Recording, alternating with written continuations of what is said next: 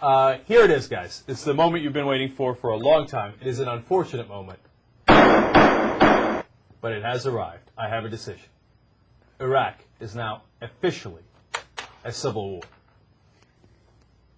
Officially a civil war. Has someone declared it besides you? Jank is declaring it. No, I'm declaring it. Besides you? Oh, well, who needs to declare it more than I? Is there a higher authority? I think Jill missed it. Blasphemy!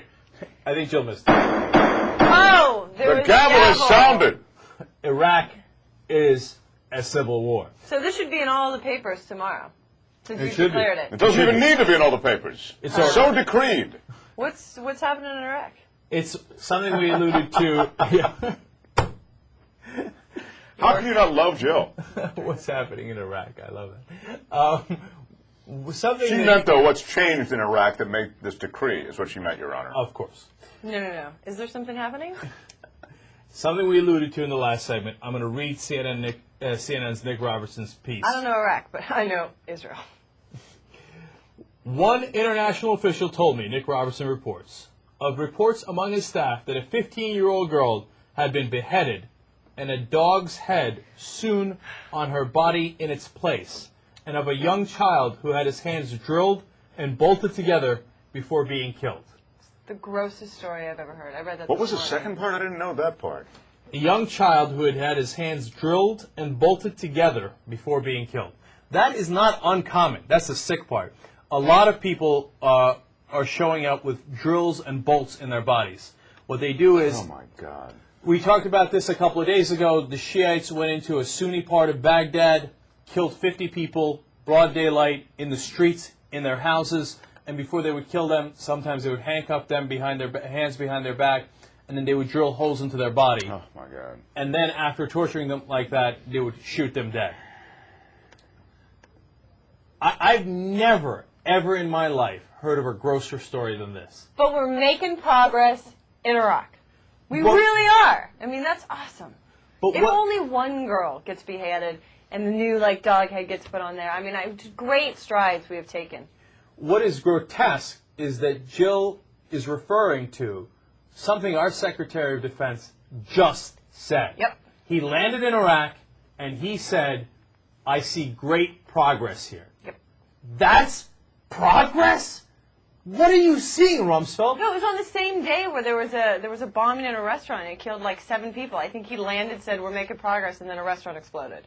And then he left. And then he left. You know what? You know what's frustrating here? It's not so much that the administration tries to put its own spin on things, although it does it to this extreme. And this is the point.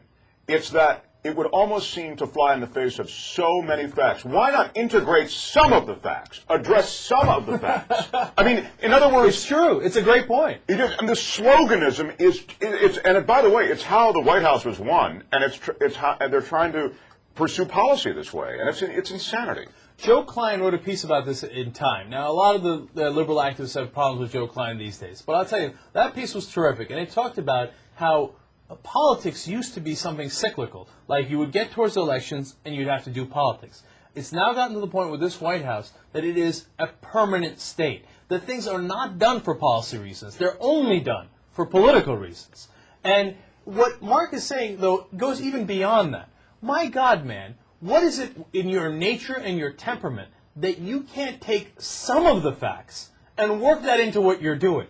Why is it that everything you do, even if it's for a political purpose, has to be counter the facts, has to be exactly wrong? Can't you even be accidentally right sometimes? Yeah. Because it's possible to politic about something even if you're right on the policy. You could be right about the policy and then demagogue about it. Right. It's entirely possible, right? Why do you have to be wrong on every count?